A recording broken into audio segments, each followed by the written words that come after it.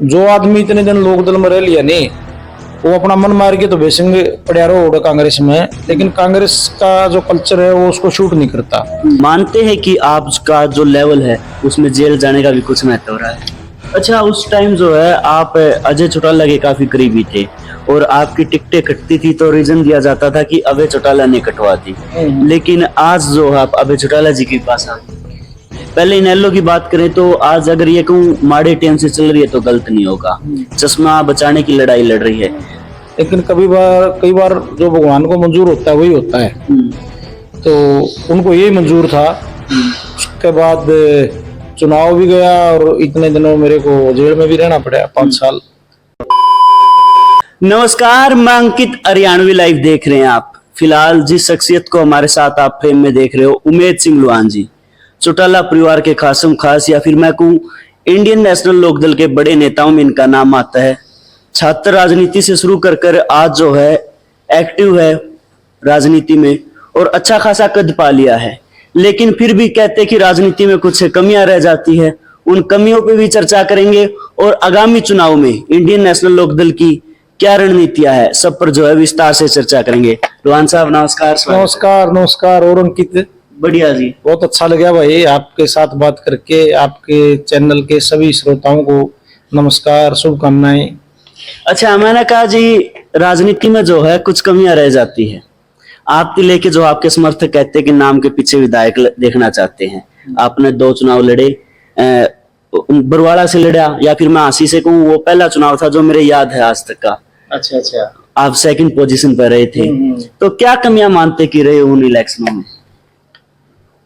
Election जो बरवाड़ा वाला था, वैसे तो कांग्रेस की आंधी चल रही थी उस समय, 70 सीटें आई थी, लेकिन चुनाव हम जीतने जा रहे थे। कोई हालात ऐसे हुए कि 2 बजे कोई झगड़ा, कोई डिस्टरबेंस होगी, उसकी वजह से पोलिंग जो होनी चाहिए थी इस बेल्ट में, जो लोकदली बेल्ट थी, वहां पोलिंग कम हुई और शहरों में पोलिंग ज्यादा होगी। इस वजह से 1600-1500 का फर्क रह गया। तो चुनाव तो ऑलमोस्ट जीते चुके थे, लेकिन कई बार जो भगवान को मंजूर होता है वही होता है, तो उनको यही मंजूर था। उसके बाद चुनाव भी गया और इतने दिनों मेरे को जेल में भी रहना पड़ा 5 साल। परमात्मा का फैसला तो मानना ही पड़ता है। अच्छा लुहान साहब, एक बात कहते हैं कि जेल जो है नेता, एक आम नागरिक को नेता बना देती है। आप जेल में गए, उसके बाद भारी जन सैलाब आपके साथ जुड़ा। मानते हैं कि आपका जो लेवल है उसमें जेल जाने का भी कुछ महत्व रहा है?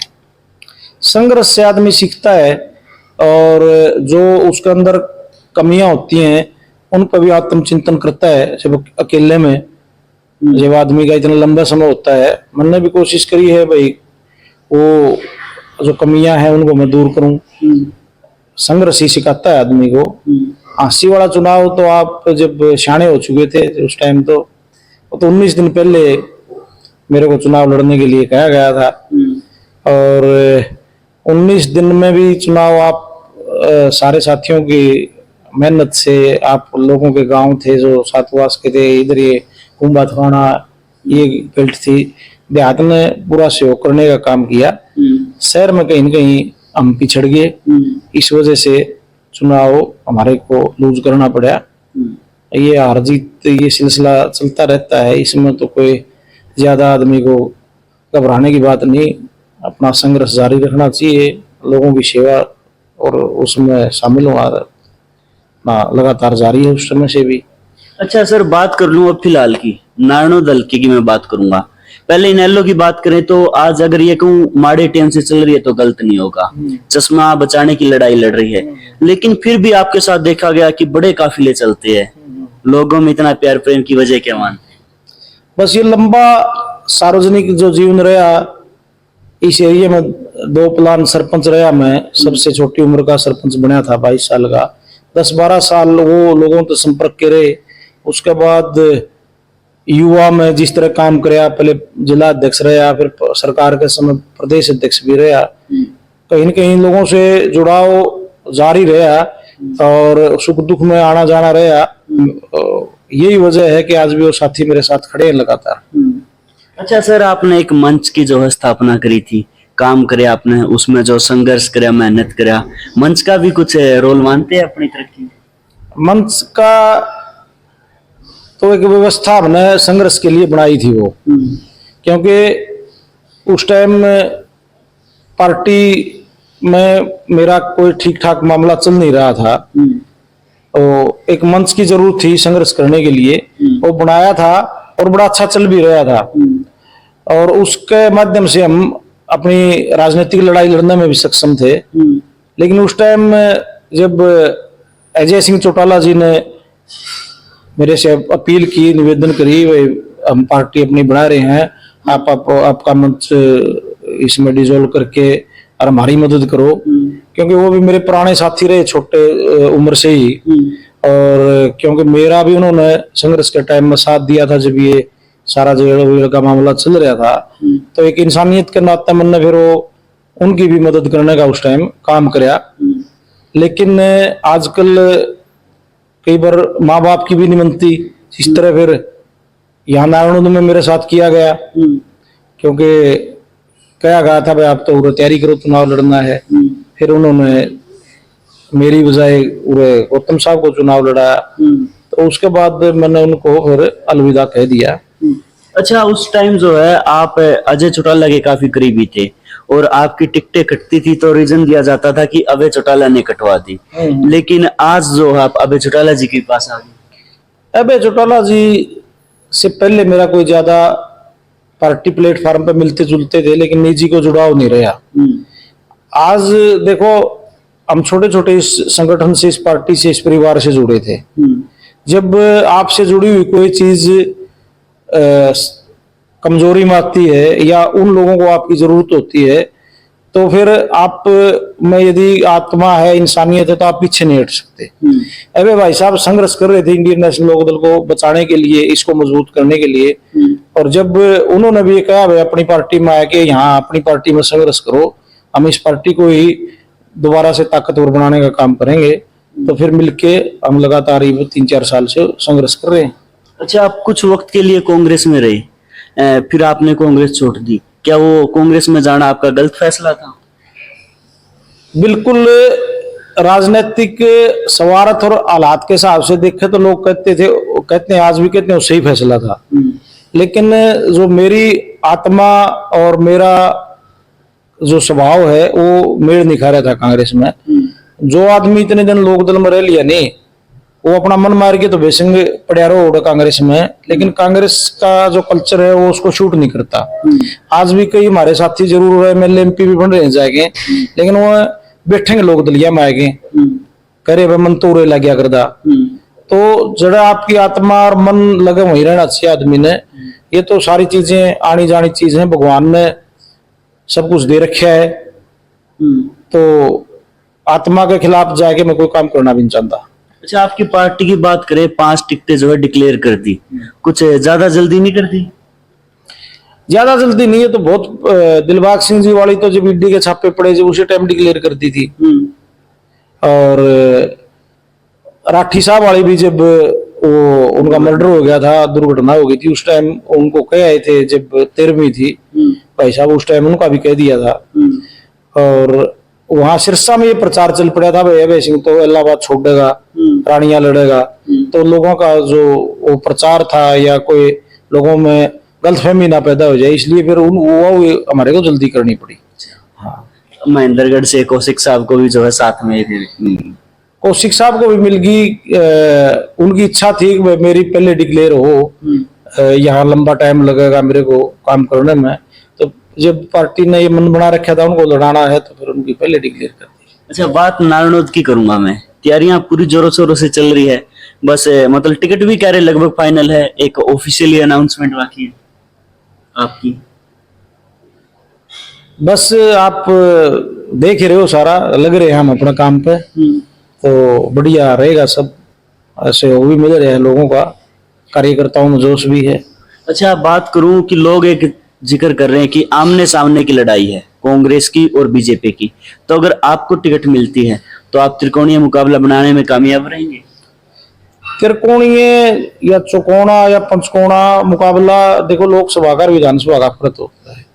यदि रामकुमार गौतम जी चुनाव लड़ते हैं, राजनीतिक आदमी हैं, चुनाव तो लड़ेंगे, तो आप उसको कैसे दो तरफा कह सके? वो तो 25-30 हजार वोट तो उनके अपने हैं, ये तो उन्होंने सिद्ध कराया है। उन्होंने आजाद भी लड़के देख लिया, उन्होंने कांग्रेस की टिकट पे भी लड़ लिया। अब जिस तरह जजपा की पे लड़ा तो हमारे 50-55 हजार वोट आते थे, उनको 75 आए, तो वो 20 हजार वोट तो उनके मानो आप, तो वो चुनाव लड़ेंगे तय है। और जहां तक मेरे को लग रहा है इनमें तो कांग्रेसिया में दबिएगा था लड़ेगा, टिकट तो न्यारा भी, तो चुनाव और रूप लेगा नारायण का, जैसा लोकसभा में था वैसा कुछ नहीं रहना, क्योंकि उधार के वोट हैं। 85 हजार जो वोट है रहे नहीं, इनमें आप ऊपर ले 15 तो बोगस पोलिंग के निकाल दो, क्योंकि कोई एजेंट कौन था। भाजपा ने जो एजेंट बनाए थे कैप्टन साहब के हिसाब के थे, किसके हिसाब के थे पता नहीं, वो या 1 घंटा तो उठ के चले गए, कोई एजेंट नहीं था भाजपा का। लोकदल उस लड़ाई में शामिल नहीं था, हमने अपने वोट डाल लिए। हमारे कार्यकर्ताओं ने भी लोगों की इच्छा थी जो उसका विपरीत जाएगी, कोई विरोध नहीं कराया, तो कांग्रेस ही थे 63% पर रहेगी, चाहे 83 कर लो इसने, तो लोकदल उनकी जगह होता 83% भी करते रहे। तो इस 85 हजार में गौतम साहब का भी जो किसान वोटर है, उनने पहले तो एक भी न बोलने नहीं हुए, न्यूट्रल रहेंगे, वो भी कांग्रेस की तरफ चला गया। कैप्टन साहब ने जो मन ने सुना है कह दिया भाई जो ठीक लगे न्यू कर लियो, तो उनका भी जो वोट था वो भी न्यू चला गया। और महाराणा लोकदल का जो वोट था जसपा के पास चला गया था, वो भी उसमें भाई लोकदल तो कड़िया लड़ाई में है नहीं, और मोदी राणा है वो भी उस कांग्रेस का पड़ गया। तो यूनियन तो भानुमति का कुंभा वाली बात आप कह इसको हो जुड़ के 85 हजार हो गए, इन कांग्रेस ने मानना चाहिए 85 हजार वोट तारा है, ये लोगों की मोदी के खिलाफ भावना का वोट है। इसमें तो इसे से लोगों ने भी कांग्रेस का वोट डाल दिया, जिनमें आज तक कांग्रेस का नहीं हाथे को नहीं कराया था। विधानसभा में अलग तरीके तो वोट पड़ेंगे, विधानसभा में बड़ा उलट फेर उसके फिर हाँ उलट फेरे होगा, कई जगह होगा, नारायण में कोनी। अब बात करूं, लास्ट सवाल है, आपकी पार्टी जो है चश्मा बचाने में कामयाब रहेगी? अब तक है नहीं, चश्मे पर लड़ांगे और आगे भी रहेंगे, और जो देवलाल की निशानी है लोग इसको लुप्त नहीं होने देंगे। हाँ, देवीलाल की निशानी तो एक बात ध्यान में आई, लोग तो जो है कंफ्यूज हो रहे हैं कि देवीलाल की निशानी कौन सी रहेगी। चाबी भी आ गई, चश्मा भी आ गया, आदित्य और रणजीत जो है कमल भी ले आए। आप बताओ, जो पार्टी उन्होंने बनाई जब वो राजनीति में सक्रिय थे, जींद की बात है, जींद का जो मैदान है पूरे जो देवलाल ने इंडियन नेशनल लोकदल का गठन कराया, ये कह के भाई राष्ट्रीय का पंगा छोड़ो, अपने आप अपने प्रदेश की लड़ाई लड़ाएंगे। उन्हें न बनाई जींद में, जो चीज उनने बनाई वह उनकी मानी जाती होगी कि अपने बुजुर्ग को बनाएगी, मकान मेली बनाएगी, वह बेली तो उनकी मानी जाएगी। फिर को न्यारा हो गया, को कोठा कड़ियां चिन रहा है, को कोठा कड़ियां चिन रहा है, तो चोई देवलाल की बनाई पार्टी तो यही है। उसके बाद तो लंबा चौड़ा परिवार हो गया, कोई भाजपा में भी अपना भविष्य देख रहा है, और जसपा तो अकाल परसों बनी है। उसके बाद तो चौटाला साहब ने भी लंबी लड़ाई लड़ ली इस दौरान, तो जसपा तो अभी बनी है। रियासत कोई जो देवलाल की है वो इंडियन नेशनल लोकदल में है, और राजनीतिक रूप से उनका कोई फिलहाल वारिस है तो अभय सिंह चौटाला है। चलो बहुत बहुत धन्यवाद मान साहब। शुक्रिया जी, आपका बहुत शुक्रिया, आपने भी ढूंढा ठा रखा है। आसी में ठा रखा है, इतना नारायण में उठा दो। बिल्कुल जी, है बिल्कुल। तो चलो भाई, जनता जनार्दन नारायण की भी बड़ी सियाणी है। एक बात मैं कहा करूँ, आसी की सियाणी है तो नारायण दारी दोस्त भी कि मैं 21 पढ़े है। कमेंट बॉक्स में बता देगी कि आने वाले चुनाव में किसकी जो है आवारा होगी, किसकी हवा निकलेगी। इतने वीडियो ने शेयर कर दो। बहुत बहुत धन्यवाद।